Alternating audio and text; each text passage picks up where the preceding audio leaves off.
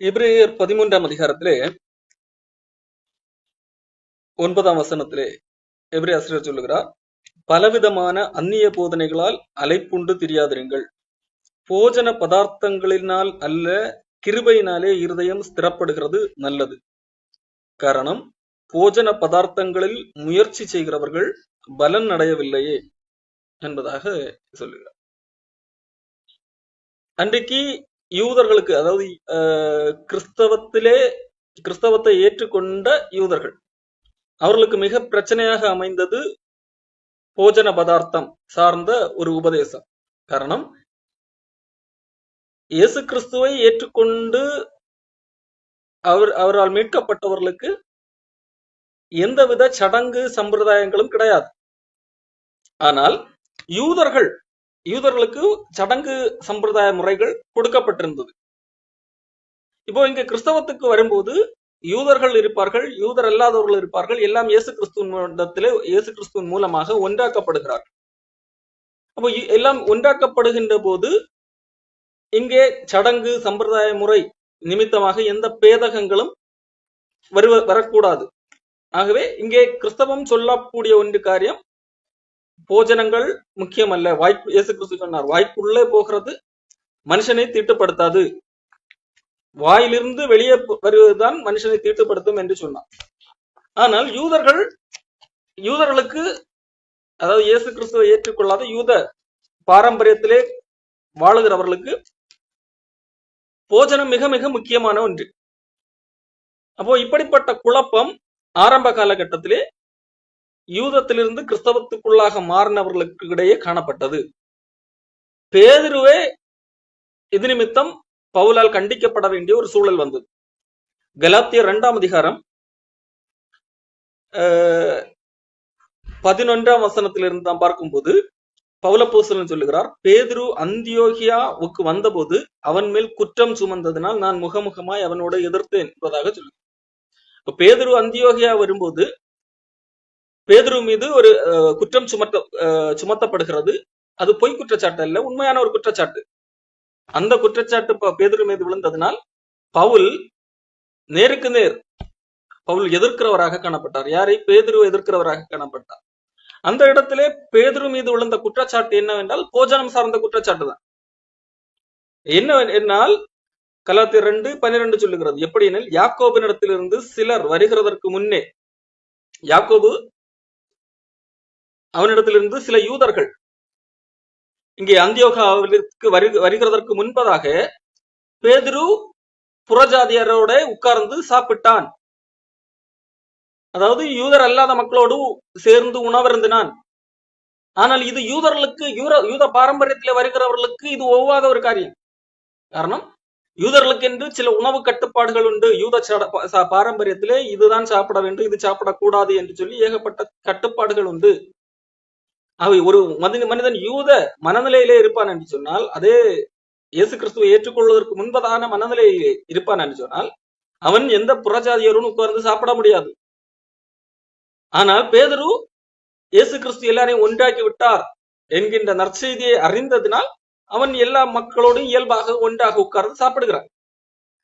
ஆனால் சில யூதர்கள் யாக்கோபிடத்திலிருந்து இங்கே வருகிறார்கள் என்று கேள்விப்பட்ட போது, அவர்கள் வந்தபோது அவ்வளவு நேரம் சாப்பிட்டுக் கொண்டிருந்த பேதுரு, அதாவது யூதர் அல்லாத மக்களோடு இணைந்திருந்த பேதுரு, இப்பொழுது யூதர்கள் வருகிறார்கள், அவர்கள் பார்த்தால் என்னை தப்பாக நினைத்து விடுவார்கள். காரணம், அவர்கள் யூதர்கள். அவர்களை பொறுத்த வரைக்கும் ஒரு யூதன் இன்னொருத்தனோடு உட்கார்ந்து சாப்பிடக்கூடாது. காரணம், அவர்களுடைய உணவு பழக்கம் வேறு, எங்களுடைய உணவு பழக்கம் வேறு. அப்போ என்று பேதுரு நினைத்து யூதர் அல்லாதவர்களோடு சாப்பிடுகிற, ஏற்கனவே சாப்பிட்டு கொண்டிருந்தவன் தான் இப்பொழுது சாப்பிட மறுக்கிறான். எப்படி எனில் யாக்கோபிடத்திலிருந்து சிலர் வருகிறதற்கு முன்னே அவன் புறஜாதியாரோட சாப்பிட்டான். ஆனால் அவர்கள் வந்தபோதோ, யாக்கோபிடத்திலிருந்து சிலர் வந்தபோது விருத்த சேதனம் உள்ளவர்கள் என்றால் யூதர்கள், அந்த யூதர்களுக்கு பயந்து பேதுரு யாருக்கு பயப்படுகிறான்? அந்த விருத்த சேதனம் உள்ளவர்களுக்கு பயப்படுகிறான். இவர்களோடு நம்மை பார்த்தால் நம்மை ஏற்றுக்கொள்ள மாட்டார்கள், நாம் சொல்லுகிற செய்தியை இவர்கள் புறக்கணிப்பார்கள். ஆகவே நாம் யூதராக இருக்க வேண்டும் என்கிற காரணத்தினால் இங்கே என்ன செய்கிறான்? உண்மையை மறைக்கிறான், அல்லது உண்மைக்கு எதிராக நடந்து கொள்ளுகிறான். யூதர் அல்லாத மக்களோடு அவ்வளவு நேரம் ஒன்றாக இருந்தவன் இப்பொழுது என்னது யூதர் அல்லாதவர்களை விட்டு பிரிகிறான். இங்கே ஒரு கூட்டத்தை பிரியப்படுத்துவதற்காக இன்னொரு கூட்டத்தை காயப்படுத்துகிறான். அப்போ அந்த விருத்த சேதனம் உள்ளவர்களுக்கு பயந்து விலகி பிரிந்தான். மற்ற யூதரும் அவனோட கூட மாயம் பண்ணினார்கள். அப்போ பேதுருவே யூதர் அல்லாதவர்களை பிரிகிறான் என்று சொன்னால் பேதுருவுக்கு கீழே இருக்கிற அவ்வளவு நேரம் அவர்கள் சகஜமாக மற்ற யூதர் அல்லாதவர்களோடு சாப்பிட்டுக் கொண்டிருந்தார்கள். அவ்வளவு நேரம் அவர்களுக்கு அந்த உணவு கலாச்சாரம் பிரச்சனையாக இல்லை. இயேசு கிறிஸ்துவை ஏற்றுக்கொண்ட நிமித்தம், நற்செய்தி சொல்லுகிறது நிமித்தம், இயேசு கிறிஸ்துவ நிமித்தம் எல்லாரும் ஒன்றாக்கப்பட்டிருக்கிறார்கள் என்கின்ற உண்மை அறிந்தது நிமித்தம் அந்த பிரச்சனை விலகி இருந்தது. ஆனால் பேதுரு என்ன செய்கிறான்? பயப்படுகிறான். யாருக்கு? யூதர்களை பார்த்து. இவர்களோடு பார்த்தால் நம்மை புறக்கணிப்பார்கள் என்று சொல்லி அவன் பயந்து இந்த யூதர் அல்லாதவர்களுக்கு விலகுகிறான். அதை பார்த்த மற்ற யூதர்களும் மாயம் பண்ணினார்கள். ஏன் பர்னபாவும் இழுப்புண்டான் என்று சொல்லி பவுல் சொல்கிறார். பர்னபா பவுலோடு கூட இருந்து அவரும் இழுப்புண்டான். இப்படி அவர்கள் சுவிசேஷத்தின் சத்தியத்திற்கு ஏற்றபடி சரியாய் நடவாததனை நான் கண்டபோது எல்லாருக்கும் முன்பாக நான் பேதுருவை நோக்கி சொன்னது என்று சொல்லி சொல்லுகிறார். அதாவது எல்லாருக்கும் முன்பாக பேதுருவை நோக்கி எதிர்க்கிறார். எல்லாருக்கும் முன்பாக பப்ளிக்காக பேதுருவை பார்த்து நாக்கை பிடுங்கிற மாதிரி கேள்வி கேட்டான் என்று சொல்லலாம். அப்போ இது நிமித்தம் இந்த பிரச்சனை வருகிறது. உணவு பழக்கம் ஒரு பெரிய பிரச்சனையாக மாறுகிறது. காரணம் ஏன்? யூதர்கள் அவர்களுடைய நியாயப்பிரமாணத்தின் எழுதியிருக்கிறபடி அதை பின்பற்றி நடக்க வேண்டும் என்கின்ற அந்த நம்பிக்கையில் இருக்கிறவர்கள். ஆனால் கிறிஸ்தவர்களுக்கு அவர்களுடைய நம்பிக்கையிலே அவர்கள் இயேசு கிறிஸ்துவை ஏற்றுக்கொள்ளாததினால் அந்த உண்மை தெரியவில்லை. அது சடங்கு சார்ந்தது. அது சீர்திருத்தம் ஏற்படும் வரைக்கும் ஆண்டவர் கொடுத்த ஒரு டெம்பரரி ஏற்பாடு என்பது அவர்களுக்கு தெரியாது. காரணம் அவர்கள் இயேசு கிறிஸ்துவை அறியவில்லை. ஆனால் இயேசு கிறிஸ்துவை அறிந்தவர்கள் அவர்கள் பயந்து போய் மாயம் பண்ணுகிறார்கள். இப்போ பவுல் பேதுருவை பார்த்து கேள்வி கேட்கிறார். நீர் யூதனாக இருக்க யூதர் முறைமையாக நடவாமல் புறஜாதியார் முறைமையாக நடந்து கொண்டிருக்க புறஜாதியாரை யூதர் முறைமையாக நடக்கும்படி நீர் எப்படி கட்டாயம் பண்ணலாம்? புறஜாதியாரில் பிறந்த பாவிகளாக இராமல் சுபாவத்தின்படி யூதராயிருக்கிற நாமும் இயேசு கிறிஸ்துவை பற்றும் விசுவாசத்தினாலே அன்றி நியாய பிரமாணத்தின் கிரியைகளினாலே மனுஷன் நீதிமானாக்கப்படுவதில்லை என்று அறிந்து நியாயப்பிரமாணத்தின் கிரியைகளினால் அல்ல கிறிஸ்துவை பற்றும் விசுவாசத்தினாலே நீதிமான்களாக்கப்படும்படிக்கு கிறிஸ்து இயேசுவின் மேல் விசுவாசிகளானோம் என்று சொல்லி இங்கு பவுல் பேதுருவை பார்த்து கேட்கிறார். நீ யூதனாக இருக்கிற இப்பொழுது என்னது யாக்கோபினிடத்திலிருந்து வந்த சிலர் யூதர்கள் வந்தார்கள். அவர்கள் வந்தபோது நீ யூதனாக நடந்து கொள்ளுகிறாய். யூதனாக இருக்கிற நீ இப்பொழுது யூதனாக நடந்து கொண்டிருக்கிறாய். இவ்வளவு நேரம் என்னது இந்த அவர்கள் வருவதற்கு முன்பதாக எப்படி நடந்து கொண்டாய்? யூதர் சகஜமாக இருந்தாய். அப்போ இப்பொழுது என்னது நீ யூதர் முறைமையின்படி நடக்க வேண்டும் என்று பிடிவாதம் பண்ணுகிறாய்.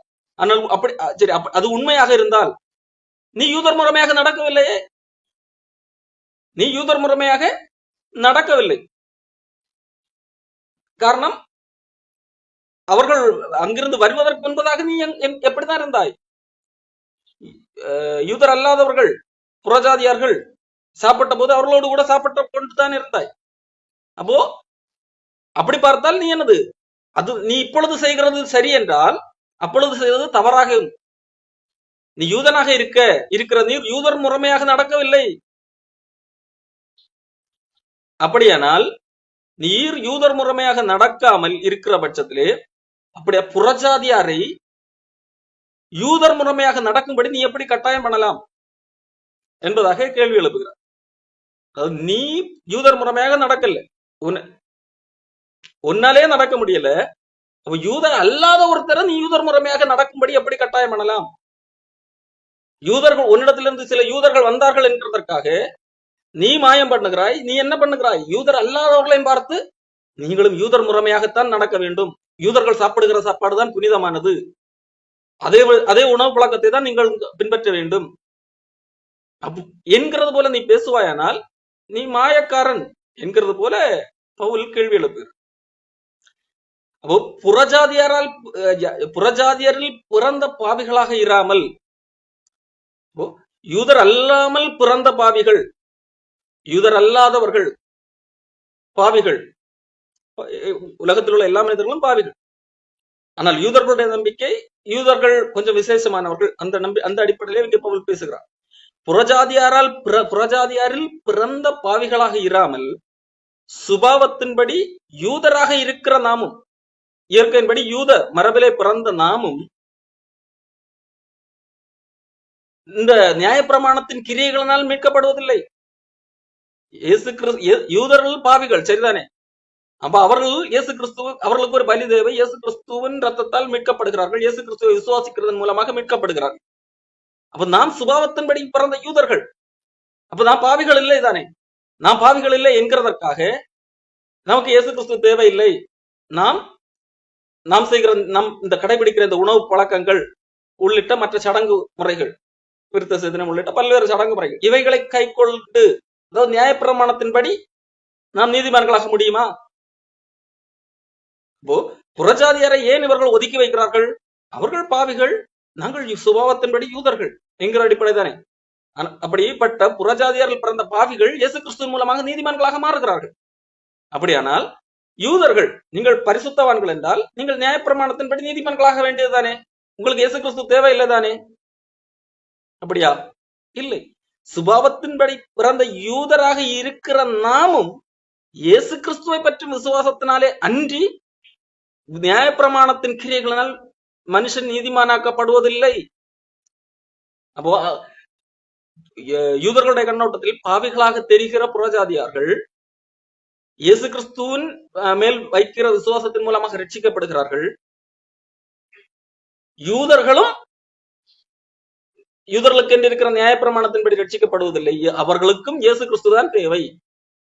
அப்போ இந்த நியாயப்பிரமாணத்தின் கிரியைகளினால் ஒருத்தரும் ரட்சிக்கப்படுவதில்லை. நியாயப்பிரமாணத்தை பெற்றுக்கொண்ட யூதர்கள் அந்த நியாயப்பிரமாணத்தினால் ரட்சிக்கப்படுவதில்லை. அப்படி இருக்க இந்த நியாயப்பிரமாணத்துக்கு உட்பட்ட இந்த சடங்கு முறைகளை கை கொள்ளும்படி நீ எப்படி மற்றவர்களிடத்திலே புகுத்தலாம், நீ எப்படி மாயம் பண்ணலாம் என்கிற அடிப்படையில தான் பவுல் இங்கே கேள்வி கேட்கிறார். காரணம், இது நிமித்தம் பலர் இழுப்புண்டு போகிறார்கள், மாயம் பண்ணுகிறார்கள்.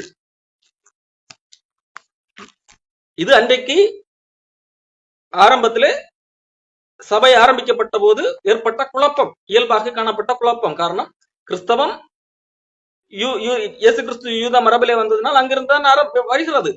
அடுத்து அது பரவி யூதர் அல்லாத மக்களிடத்திலே போகும்போது கலாச்சார வேறுபாடுகள் காரணமாக மட்டுமல்ல, அந்த யூத நம்பிக்கை ஏற்கனவே அவ்வளவு காலம் பின்பற்றி கொண்டிருந்தது காரணமாக அதையும் சேர்த்து கொண்டே வருகிறார்கள். அது நிமித்தம் குழப்பங்கள் காணப்பட்டது. அந்த அடிப்படையில தான் எபிரேய மக்களுக்கு இந்த எபிரேய ஆசிரியர் சொல்லுகிறார், போஜன பதார்த்தங்களில் அல்ல, கிருபையினால் மட்டுமே இருதயம் ஸ்திரப்படும். ஆகவே அந்நிய போதனைகளால் அலைப்புண்டு திரியாதீர்கள் என்பதாக சொல்லுகிறார். இங்க அந்நிய போதனை என்ன? நீங்கள் இயேசு கிறிஸ்துவை ஏற்றுக்கொண்டால் கிறிஸ்தவர்கள், ஆம், நீங்கள் கிறிஸ்தவர்களாக இருந்தாலும் நாம் இயேசு கிறிஸ்துவை விசுவாசியுங்கள், இருக்கட்டும். ஆனால் அது மட்டும் போதாது.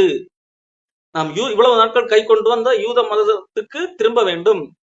இங்கேதான் பலி இருக்கிறது, இங்கேதான் போஜனங்கள் இருக்கிறது, போஜனம் சார்ந்த சடங்குகள் இருக்கிறது. அப்போ இதையெல்லாம் செய்ய வேண்டும் என்று சொல்லி யூதர்களிடத்திலே சில கள்ளப்போதர்கள் வந்து தவறாக போதிக்கிறார்கள். அந்நிய போதனை உள்ளே வருகிறது, மக்கள் குழம்புகிறார்கள். ஆகவேத்தான் அங்கே பிரச்சனை. ஆகவேத்தான் எபிரேய நிருபம் எழுதப்பட வேண்டிய சூழ்நிலை ஏற்பட்டது. ஆகவேத்தான் எபிரேய ஆசிரியர் சொல்லுகிறார், அந்நிய போதனைகளால் அலைப்புண்டு தெரியாதீர்கள், போஜன பதார்த்தங்களினால் அல்ல, கிருபையினாலே இருதயம் ஸ்திரப்படுகிறது நல்லது. இருதயம் எதன் நிமித்தம் ஸ்திரப்பட வேண்டும்? நான் இந்த சடங்குகளை எல்லாம் செய்திருக்கிறேன், காலையிலே 4 மணிக்கு எழும்புகிறேன், ஆகவே நான் கடவுளுக்கு பிரியமானவன். நான் அன்றைக்கு யூதர்களுடைய முறைமைப்படி நான் எல்லா சடங்குகளையும் பின்பற்றுகிறேன், எல்லா பலிகளையும் செய்கிறேன், நான் நியாயப்பிரமாணத்தை எல்லா சட்டங்களையும் கை கொள்ளுகிறேன், விருத்த சேதனம் செய்கிறேன், ஆகவே என்னுடைய இருதயம் ஸ்திரப்பட்டிருக்கிறது, ஆகவே நான் எல்லாத்தையும் சரியாக இருக்கிறேன் என்பது அல்ல. கிருபையினால், போஜன பதார்த்தங்களினால் அல்ல, அல்லது சடங்கு முறைகளினால் அல்ல, கிருபையினால் இருதயம் ஸ்திரப்படுகிறது நல்லது. கிருபையினால் மட்டுமே நம்முடைய இருதயம் ஸ்திரப்பட வேண்டும். இயேசு கிறிஸ்துவை பற்றும் விசுவாசம். கிருபை எப்படி வருகிறது? விசுவாசத்தினூடாக. அப்போ இயேசு கிறிஸ்து இரக்கத்தின் அடிப்படையிலே என்னை மீட்டுக் கொண்டார். இதற்காக தன்னை அவர் பலியாக கொடுத்தார். நான் எவ்வளவுதான் சடங்கு செய்தாலும் என்னால் ஆண்டவருக்கு முன்பாக நிற்கக்கூடிய அந்த தகுதியை பெற முடியாது என்பதால் ஆண்டவர் தாமே தன்னை பலியாக கொடுத்து அவரை என் மீது கிருபையாக என்னை நீதிமானாக மாற்றி இருக்கிறார். அப்ப அந்த கிருபையை சார்ந்து இருதயம் ஸ்திரப்பட வேண்டும் என்பதாக எபிரேய ஆசிரியர் சொல்லுகிறார். எல்லா வகையான தவறான உபதேசங்களும் உங்களை தவறான வழியிலே செயல்படுத்தாதபடி காத்துக் கொள்ளுங்கள். அதாவது அந்நிய போதனையில அலைப்புண்டு திரியாதிருங்கள். அந்த போதனைகளுக்கூடாக சிக்கிக்கொண்டு மாட்டிக்கொண்டு அதன் வழியிலே செல்லாதிருங்கள். உங்களுடைய இருதயம் தேவனுடைய கிருபையினால் மட்டுமே பலனடைய வேண்டும் அல்லது ஸ்திரப்பட வேண்டும். கிருபையை அடிப்படையாக கொண்டு ஆண்டவர் கிருபையாக என்னை காப்பாற்றினார் என்கிற நம்பிக்கை தான் இருக்க வேண்டுமே தவிர, நான் இதையெல்லாம் செய்தேன், நான் இந்த உணவுகளை எல்லாம் சாப்பிட்டேன், இந்த உணவுகளை எல்லாம் சாப்பிடவில்லை, நான் காலையில் இவ்வளவு நேரம் சாப்பிடாமல் இருந்தேன், ஆகவே நான் ஸ்ட்ராங், ஆகவே எனக்கு வல்லமை பெருக்கி விட்டது என்று சொல்லி இருதயத்தை நான் ஒரு நம்பிக்கையை ஏற்படுத்துவதல்ல. நான் செய்த செயலை சார்ந்து நான் நம்பிக்கை வைப்பது அல்ல. அதன் நியமனம், அதாவது போஜன பதார்த்தங்களால் இருதயம் ஸ்திரப்படுகிற கூடாது. மாறாக கிருபையினால் இருதயத்தை ஸ்திரப்படுத்திக் கொள்ள வேண்டும். கிருபையினால் இருதயம் ஸ்திரப்படுகிறது நல்லது. காரணம், போஜன பதார்த்தங்களினால் முயற்சி செய்கிறவர்கள், அந்த போஜன பதார்த்தங்களால் முயற்சி செய்கிறார்கள். யார்? யூதர்கள் முயற்சி செய்து கொண்டிருக்கிறார்கள். அவர்கள் என்ன செய்யவில்லை? பலன் அடையவில்லையே. போஜன பதார்த்தங்களில் முயற்சி செய்கிறவர்கள் எந்த பலனும் அடையவில்லை. அவர்களுக்கு என்ன பலன் கிடைத்தது? ஒரு பலனும் கிடைக்க. காரணம், நியாயப்பிரமாணத்தின் நிமித்தமாக எந்த மனிதனும் தேவனிடத்திலே சேர முடியாது என்கிறது ஏற்கனவே காண்பிக்கப்பட்டுள்ளது. கிருபையினால் மட்டுமே தேவனிடத்திலே சேர முடியும். ஆகவே அந்நிய போதனைகளில் அலைப்புண்டு தெரியாதீர்கள். இந்த சட்ட திட்டங்களை எல்லாம் கை கொள்ள வேண்டி பரலோகத்துக்கு போவதற்கு 7 வழிகளை நாங்கள் வைத்திருக்கிறோம், 8 வழிகளை வைத்திருக்கிறோம். அல்ல, ஒரே வழி, இயேசு கிறிஸ்து, அவருடைய கிருபை. அந்த கிருபையிலே இருதயம் ஸ்திரப்படுகிறது நல்லது என்பதாக இங்கு சொல்லுவார். நமக்கு ஒரு பலிபீடம் உண்டு, அதற்குரியவைகளை புசிக்கிறதற்கு கூடாரத்தில் ஆராதனை செய்கிறவர்களுக்கு அதிகாரம் இல்லை. நமக்கு ஒரு பலிபீடம் இருக்கிறது. என்ன பலிபீடம்? இயேசு கிறிஸ்து பலியான சிலுவை தான் அந்த பலிபீடம். அப்ப அந்த பலிபீடத்திலே இப்பொழுது கூடாரத்திலே ஆராதனை செய்கிறவர்கள் யார்? யூதர்கள். அப்போ யூதர்கள் கூடாரத்திலே ஆராதனை செய்கிறார்கள். அந்த கூடார முறைமை ஆண்டவன் மோசேக்கு காண்பித்த அந்த மாதிரியின்படியான ஆராதனை முறைமை. அப்ப அந்த கூடார முறைமையின்படியாக ஆராதனையை செய்கிறவர்கள், அவர்களுக்கு அதிகாரம் இல்லை. எதன் மேல் அதிகாரம் இல்லை? நமக்கு இருக்கிற அந்த பலிபீடத்தின் மீது. நமக்கு ஒரு பலிபீடம் உண்டு. அந்த பலியிலே இயேசு கிறிஸ்து பலிபீடத்திலே பலியாக இயேசு கிறிஸ்து தன்னையே கொடுத்தார். அந்த பலிபீடத்தின் மீது யாருக்கு அதிகாரம் இல்லை? கூடாரத்திலே ஆராதனை செய்கிறவர்கள். கூடாரத்திலே ஆராதனை செய்கிறவர்கள் என்றால் யூதர்கள், ஆசாரியர்கள். அவர்களுக்கு இங்கே அதிகாரம் இல்லை. காரணம், அது வேறு, இது வேறு. அது பழசு, இது புதுசு. வந்த பலிபீடம் அவர்கள் பின்பற்றுகிற காரியம் வேறு, நமக்கு இருக்கிற பலிபீடம் வேறு. நமக்கு இருக்கிற பலிபீடம் சிலுவை. சிலுவை என்கின்ற பலிபீடத்திலே இயேசு என்கின்ற பலி நமக்காக பலியாக்கப்பட்டார்.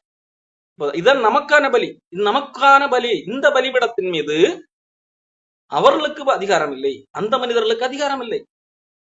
காரணம், அவர்களுக்கு இருக்கிற பலிபீடம் வேறு. அவர்கள் மிருகங்களுடைய பலிகளை கொடுப்பார்கள், ஆண்டுதோறும் கொடுத்து கொண்டே இருப்பார்கள். அப்ப இந்த பலி வித்தியாசங்களை எல்லாம் எபிரேயர் முந்தைய அதிகாரங்கள்ல அவர் சொல்லி இருக்கிறதை நாம் ஏற்கனவே படித்திருக்கிறோம். அப்போ இயேசு கிறிஸ்துவின் பலியை ஏற்றுக்கொண்டு விசுவாசிப்பவர்களுக்கு மட்டுமே அந்த பலியின் பலன்களில் பங்குண்டு. இயேசு கிறிஸ்து பலியானார். அந்த பலி நிமித்தம் ஒரு பெரிய பலன் உண்டு. அந்த பலி எல்லா மனிதர்களுடைய பாவங்களையும் நீக்கி சுத்திகரிக்கிறது. இயேசு கிறிஸ்து என்கின்ற பலி நம்முடைய பாவங்களை, எல்லா மனிதர்களுடைய பாவங்களையும் நீக்கி சுத்திகரிக்கக்கூடிய ஒரு கிருபாதார பலியாக காணப்படுகிறது. ஆனால் அந்த பலியை ஏற்றுக்கொள்ளாமல் வேறு பலிகளை செய்கிறவர்கள், இந்த பலியின் மீது, இயேசு கிறிஸ்து என்கின்ற பலி, சிலுவை என்கின்ற பலிபீடத்தின் மீது பலி செலுத்தப்பட்டதை ஏற்றுக்கொள்ளாமல் இன்றைக்கு மீன்ஸ் நான் சொல்றது இந்த எபிரேய ஆசிரியர் எழுதின காலகட்டத்தை சொல்றேன். அப்போ அந்த பலிபீடங்கள், மற்ற பலிபீடங்களில் அந்த கூடார முறைமை, பழைய ஏற்பாட்டு முறைமையின்படி பலி செலுத்துகிறவர்கள் இருக்கிறார்கள். அவர்களுக்கு இந்த பலியிலே பங்கில்லை. இந்த பலியிலே பங்கடைய வேண்டும் என்றால் இந்த பலியை விசுவாசிக்க வேண்டும். இந்த பலியினால் மீட்பு உண்டு என்று சொல்லி விசுவாசிக்க வேண்டும். அது ஒரு டெம்பரரி, ஒரு அடையாளம், நிழல் மட்டுமே. இந்த உண்மையான பலி இப்படி வருவதற்கு முன்பதாக ஒரு நிழல் மட்டுமே அந்த பலி. நிழலை உண்மை என்று, நிஜம் என்று நினைத்து அந்த பலியே செலுத்தி கொண்டிருந்தால் எனக்கு மீட்பு என்று நம்பினால் ஏமாற்றமே. நிஜம் வந்த பிறகு இந்த பலியை விசுவாசித்து ஏற்றுக்கொள்ள வேண்டும். நமக்கான பலி, நம்முடைய பாவங்களை நிவர்த்தி செய்கிற கிருபாராதர பலி இயேசு கிறிஸ்து. நம்முடைய பாவங்களை மாத்திரமல்ல, சர்வலோகத்தின் பாவத்தையும் நிவர்த்தி செய்கிற பலியாக இருக்கிறார் என்று சொல்லி யோவான் 1 யோவான் 2ஆம் அதிகாரம் 4 சொல்லப்பட்டிருக்கிறது. சாரி, 2ஆம் அதிகாரம் 2ஆம் வசனத்திலே சொல்லப்பட்டிருக்கிறது. அப்போ இந்த பலியை விசுவாசித்து ஏற்றுக்கொள்ளுகிறவர்களுக்கு இந்த பலி நிமித்தம் வருகிற பலனிலே பங்குண்டு. இந்த பலி நிமித்தம் என்னெல்லாம் பலன் இருக்கிறது? நித்திய மீட்பு, நரக தண்டனையிலிருந்து மீட்பு, பாவத்தின் தண்டனையிலிருந்து மீட்பு, பாவத்திலிருந்து மீட்பு, பாவத்தின் வல்லமையிலிருந்து மீட்பு. இது இந்த பலியின் மூலமாக வருகிற, அதாவது சிலுவை என்கின்ற பலிபீடத்தின் மீது சிந்தப்பட்ட அல்லது பலியிடப்பட்ட இயேசு என்கின்ற பலியின் நிமித்தமாக வருகிற பலன். இந்த பலன் அந்த கூடாரத்தில் ஆராதனை செய்கிறவர்களுக்கு கிடையாது என்பதை இங்கே எபிரேய ஆசிரியர் வலியுறுத்துகிறார். ஏனென்றால், ஏன் அவர்களுக்கு அதிகாரம் கிடையாது? எந்த மிருகங்களுடைய ரத்தம் பாவங்களின் நிமித்தமாக பரிசுத்த ஸ்தலத்துக்குள் பிரதான ஆசாரியனாலே கொண்டு வரப்படுகிறதோ அந்த மிருகங்களின் உடல்கள் பாளையத்துக்கு புறம்பே சுட்டரிக்கப்படும். லேவியராகமம் 16ஆம் அதிகாரத்திலே பாவ நிவாரண பலி, வருடத்துக்கு ஒரு முறை ஆசாரியன் அதை மக்களுக்காக, இஸ்ரவேல் மக்களுக்காகவும் அதை செய்ய வேண்டும். அந்த பலி மற்ற பலிகளைப் போல அல்ல. பாவத்துக்காக, நிவாரணத்துக்காக, மக்கள் செய்த பாவத்துக்கு நிவாரணமாக செய்யப்படுகிற இந்த பலி, அந்த பலியின் ரத்தத்தை ஒரு துளி எடுத்து மகாபரிசுத்த ஸ்தலத்துக்குள்ளாக தெளிக்க வேண்டும். ஆனால் அந்த பலியிடப்பட்ட அந்த மிருகத்தின் உடல்கள் முழு பகுதியையும் பாளையத்துக்கு புறம்பே கொண்டு போய் சுட்டரிக்க வேண்டும். காரணம், அது பாவத்துக்காக சிந்தப்படுகிற, பலியிடப்படுகிற ஒரு மிருகம். அது வெளியே அது புறம்பே கொண்டு போய் சுட்டரிக்கப்பட வேண்டும். அந்த மிருகங்களின் உடல்கள் பாளையத்துக்கு புறம்பே சுட்டரிக்கப்படும். பாவத்துக்கு நிவாரணமாக செய்யப்படுகிற பலி பாளையத்துக்கு புறம் வெளியே சுட்டரிக்கப்படும். அந்த மிருகங்களுடைய ரத்தம் பரிசுத்த ஸ்தலத்துக்குள் கொண்டு வரப்படுகிறது. இதை குறித்து லேவியராகமம் 16ஆம் அதிகாரத்திலே நாம் விளக்கமாக பார்க்க முடியும். அந்த பாவ நிவாரண பலி எப்படி செய்யப்பட வேண்டும் என்பது. அந்த உடல்கள் மக்கள் இருக்கிற பகுதியை விட்டு புறம்பாக்கப்படுகிறது, வெளியே போடப்படுகிறது, வெளியே போய் அது சாம்பலாக்கப்படுகிறது, சுட்டரித்து சாம்பலாக்கப்படுகிறது. இது பாவம் மற்றும் அசுத்தம் மக்களின் நடுவிலிருந்து அகற்றப்பட்டதை குறிக்கும் ஒரு அடையாளமாக, இது மக்களின் பாவத்துக்கு நிவாரணமாக செய்யப்பட்ட பலி. ஆகவே இந்த பலி மக்களிடத்திலிருந்து வெளியே அகற்றப்படுகிறது. அது பலியாக்கப்பட்டு பாவத்துக்கான நிவாரணம் செய்யப்பட்டு மக்களிடத்திலிருந்து வெளியே அகற்றப்பட்டது. அதுக்கு அடையாளமாக இன்றைக்கு சொல்ல. அப்போ இந்த அடிப்படையிலே அந்த உடல்கள், மற்ற பலிகள் உள்ள உடல்களை பிரதான ஆசாரியன் அல்லது ஆசாரியர்கள் சாப்பிட முடியும். ஆனால் இந்த பலியுடைய எந்த பகுதியும் பிரதான ஆசாரியனுக்கு ஒரு பங்கு கூட கிடைக்காது. முழுவதுமாக சுட்டரிக்கப்படும். அதுவும் பாளையத்துக்கு புறம். அப்போ அதே ஒரு அந்த காரியத்தை இங்க எபிரேயாசிரியர் எடுத்து பயன்படுத்துகிறார். அதை போல இயேசு கிறிஸ்துவும் பாளையத்துக்கு புறம்பே எருசலேம் என்கின்ற நகரத்துக்கு வெளியே கொல்கதா என்கின்ற இடத்திலே பலியிடப்பட்டார். பாளையத்துக்கு புறம்பே அவர் கொல்லப்பட்டார். ஆகவே பழைய ஏற்பாட்டு பலிகள் அத்தனையும் இயேசு கிறிஸ்துவிலே நிறைவேறுகிறது. இயேசு கிறிஸ்து மனிதனுடைய பாவத்துக்கு பரிகாரமாக அவர் பலியிடப்பட்டார். மக்களுடைய பாவங்கள் அவர் மீது சுமத்தப்பட்டதன் காரணமாக அவர் பலியிடப்பட்டார். பாளையத்துக்கு புறம்பாக அவர் கொண்டு செல்லப்பட்டார். ஆகையால் அந்தபடியே இயேசுவும் தம்முடைய சொந்த ரத்தத்தினாலே ஜனத்தை பரிசுத்தம் செய்யும்படியாக நகர வாசலுக்கு புறம்பே பாடுபட்டார். எப்படி அன்றைக்கு மிருகங்கள், அதாவது பாவ நிவாரண பலியாக கொடுக்கப்படுகிற மிருகங்கள் நகரத்துக்கு அல்லது பாளையத்துக்கு புறம்பே கொண்டு சுட்டரிக்கப்படுகிறதோ, அதே போல இயேசு கிறிஸ்து நகர வாசலுக்கு புறம்பே பாடுபட்டார். அதை போல அல்லது ஆகையால் நாமும் இயேசு கிறிஸ்துவை பின்பற்றுகிற நாம் என்ன செய்ய வேண்டும்? நாம் பாளையத்துக்கு புறம்பே போக வேண்டும். இப்பொழுது நாம் பாளையத்துக்கு உள்ளே அல்ல, பாளையத்துக்கு வெளியேற வேண்டும். இயேசு கிறிஸ்து எங்கே இருக்கிறார்? பாளையத்துக்கு வெளியே போய்விட்டார் பாடுபடும்படியாக. நாமும் பாளையத்துக்கு வெளியே வர வேண்டும் என்கிறதை இங்கே எபிரேய ஆசிரியர் சொல்லுகிறார்.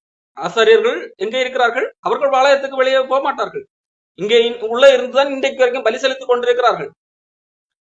ஆனால் இயேசு கிறிஸ்து என்கின்ற பலி பாளையத்துக்கு வெளியே போய் பாடுபட்டார். அந்த பலி அவர்கள் ஏற்றுக்கொள்ளாத காரணத்தினால் இன்றைக்கு வரைக்கும் பாளையத்துக்குள்ளே பலி செலுத்திக் கொண்டு மிருகத்தின் உடல்களை வெளியே கொண்டு போய் கொண்டிருக்கிறார்கள். அவர்களுக்கு இயேசு கிறிஸ்து என்கின்ற பலியின் மீது பங்கில்லாமல் இருக்கிறது. நமக்கு இயேசு கிறிஸ்து என்கின்ற பலியின் மூலமாக பலன் கிடைக்கிறது. அவர்தான் உண்மையான பலி என்கிறதை அடையாளம் கண்டு கொண்டோம். ஆகவே நாம் இப்ப என்ன செய்ய போகிறோம்? இந்த கூடார முறைகளை விட்டு பாளையத்துக்கு வெளியே வர வேண்டும். இங்கேயே பழைய கூடார சடங்கு முறைகளுக்குள்ளே இருக்கக்கூடாது. மாறாக எங்கே வர வேண்டும்? இந்த பாளையத்துக்குள்ளாக இருந்து வெளியே வர வேண்டும். அந்த யூத சிஸ்டம், நியாயப்பிரமாணம் என்கின்ற ஒரு சிஸ்டம் இருக்கிறது அல்லவா, பழைய அந்த சிஸ்டத்தை விட்டு வெளியே வர வேண்டும். காரணம் இயேசு கிறிஸ்து வெளியே வந்து விட்டார், வெளியே பாடுபட்டார். ஆகவே நாமும் அவருடைய நிந்தையை சுமந்து, இயேசு கிறிஸ்துவின் மூலமாக வருகிற அவமானம், நிந்தை என்றால் அவமானம், அவருடைய இயேசு கிறிஸ்துவனுடைய அவமானம். இயேசு கிறிஸ்து யாருக்காக அவமானப்பட்டார்? எனக்காக அவமானப்பட்டார். அப்போ அவருடைய நிந்தையை, அப்போ நான் இயேசு கிறிஸ்துவை விசுவாசித்து ஏற்றுக்கொள்வது நிமித்தமாக எனக்கு வருகிற அவமானங்கள், அவர் சொல்லி தந்தபடி வாழ்கிறது நிமித்தமாக எனக்கு வருகிற அவமானங்கள், அவர் எப்படி என்னுடைய வாழ்க்கை இருக்க வேண்டும் என்று எதிர்பார்க்கிறாரோ அப்படி நான் வாழ வேண்டும் என்று முயற்சி செய்யும் போது அது நிமித்தம் வருகிற அவமானங்கள், அந்த அவமானங்களை எல்லாம் நான் சுமந்து, ஐயோ ஏன் எனக்கு இந்த அவமானம் என்று கேள்வி கேட்காமல் அந்த அவமானத்தை சுமந்து அவரோடு கூட பாளையத்துக்கு புறம்பே வர வேண்டும். இந்த சிஸ்டம், மத அடிப்படை சடங்குகள் எல்லாம் இருக்கிறது அல்லவா, இந்த சிஸ்டத்தை விட்டு வெளியே வர வேண்டும். காரணம் நமக்கு இருக்கிற அந்த சிஸ்டத்தை ஆண்டவர் உடைத்து வெளியே போய் பாடுபட்டார். நகர வாசலுக்கு புறம்பே அவர் பாடுபட்டார். இந்த உலகத்தில் அவமதிக்கப்பட்டார், நிராகரிக்கப்பட்டார், சிலுவையில் அறையப்பட்டார். அவரை பின்பற்றுகிறவர்களும் அவருக்காக நிந்தை, இகழ்ச்சி, துன்பம், எதிர்ப்பு ஆகிய எல்லாவற்றையும் சகிக்க தயாராக. இயேசு கிறிஸ்து நகரத்துக்கு வெளியே பாடுபட்டார். ஆகவே நாமும் நகரத்துக்கு, நகரம் என்று சொன்னால் இந்த பாளையம், இந்த பாளையம் என்று சொல்லும் போது அந்த சிஸ்டம், நியாயப்பிரமாண சிஸ்டம் அல்லது வேறு எந்த சிஸ்டமாக இருந்தாலும், ஒரு மத சார்ந்த சிஸ்டம், அந்த சிஸ்டத்தை விட்டு வெளியே வர வேண்டும். வெளியே வந்து, காரணம் இயேசு கிறிஸ்து வெளியே இருக்கிறார், உள்ள இல்லை.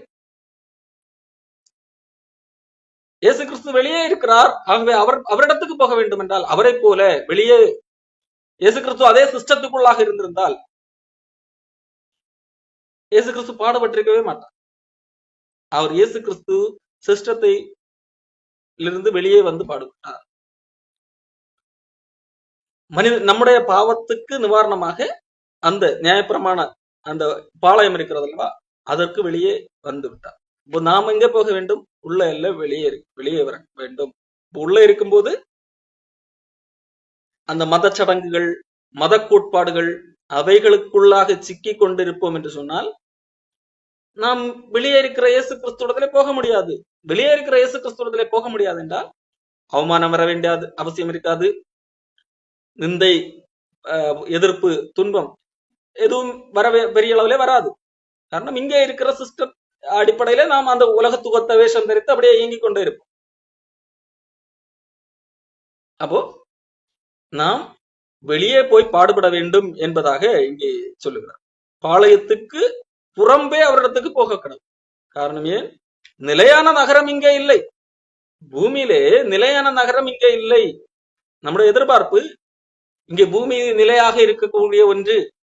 ஆகவே ஒருவேளை இங்கே நிலையாக நமக்கு வயதே ஆகாது, பெர்மனண்டாக இங்கே பூமியில தான் நாம் வாழப் போகிறோம், அழிவே இல்லாமல் தான் இங்கே இருக்கிறோம், இந்த உலகம் நிரந்தரமானது, இங்கே நாம் கட்டுகிற வீடு, மாட மாளிகை, இங்கே நாம் சேர்க்கிற சொத்து, பணம் இதெல்லாம் நிரந்தரமானது என்றால் நாம் ஒருவேளை சிந்திக்கலாம். என்ன, ஓகே, நான் பாளையத்துக்கு அதுக்கு புறம்பாக போய் ஏன் கஷ்டப்பட வேண்டும், நான் எனக்கு கம்ஃபர்டபுளான சூழ்நிலை இருந்து விட்டு போகிறேனே என்று இருக்கலாம். ஆனால் இது நிலையான நகரம் இங்கே இல்லை. இது எல்லாம் தற்காலிகமானது, எப்பொழுது வேண்டுமானாலும் அழிந்து போகக்கூடிய ஒன்று. இயேசு கிறிஸ்து ஒரு மதிகிட்டவனிடத்துல கேட்டார்லவா, இன்றைக்கு ராத்திரி உன்னுடைய உயிர் எடுத்துக் கொள்ளப்பட்டால் நீ சேகரித்தவர்கள் யாருடையதாகும்? பதில் இல்லை. இன்னைக்கு ராத்திரி கூட என்ன செய்யலாம்? நிலையற்ற தன்மை வரும். ஆகவே நிலையான நகரம் இல்லை, வரப்போகிறதையே நாடி தேடுகிறோம். இனிமேல் வரப்போகிற ஒன்றை நாம் தேடிக்கொண்டிருக்கிறோம். பவுல் சொல்லும் போது காணப்படுகிறவைகளை எல்லாம் காணாதவைகளை எதிர்பார்த்து கொண்டிருக்கிறோம். நம்முடைய எதிர்பார்ப்பு காணப்படுகிற, இந்த பூமியில காணப்படுகிற மெட்டீரியல் சார்ந்த காரியங்கள் அல்ல, காணப்படாத ஒரு காரியம். ஆண்டவர் இயேசு கிறிஸ்துவ வாக்களித்தது நாம் இன்னும் காணவில்லை. ஆனால் ஆண்டவர் சொல்லி இருக்கிறார். ஆகவே உண்மை என்று சொல்லி நாம் கண்டு விசுவாசிக்காமல், நாம் தரிசித்து நடவாமல் விசுவாசித்து நடக்கிறோம். காணப்படாததை நம்பி வாழ்கிறோம். அப்படியானால் நாம் பாளையத்துக்கு புறம்பே இயேசு கிறிஸ்துவத்துக்கு போக வேண்டும் என்று சொல்லி இங்கே எபிரேய மக்களிடத்திலே சொல்லுகிறார். என்ன சொல்லுகிறார்? அந்நிய போதனைகள் உங்களை மறுபடியும் பாளையத்துக்கு உள்ள இழுத்து கொண்டு வந்து அந்த சடங்கு முறைகளுக்குள்ளாக சிக்குள்ள வைக்கிறது. போஜன பதார்த்தங்கள் மூடாகத்தான் நாம் இருதயம் ஸ்திரப்படும். நமக்கு ஒரு நம்பிக்கை வரும், நான் இதையெல்லாம் செய்து விட்டேன், என்னுடைய மத சடங்குகளை எல்லாம் செய்து விட்டேன் என்று சொல்லி ஒரு சர்டிபிகேட் இருதயம் ஸ்திரப்படும். அப்படியல்ல, கூடாது. கிருபையினால் இருதயம் ஸ்திரப்பட வேண்டும். நீங்கள் அப்படி அதற்கு நீங்கள் இந்த பாளையத்தை விட்டு வெளியே வர வேண்டும். காரணம் இயேசு கிறிஸ்து பாளையத்துக்கு வெளியே பாடுபட்டார்.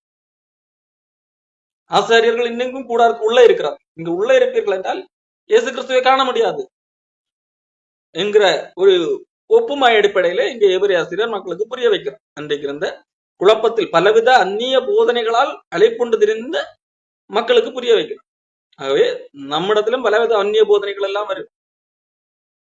நாம் கிருபையினால் நம்முடைய இருதயத்தை ஸ்திரப்படுத்திக் கொள்ள வேண்டும்.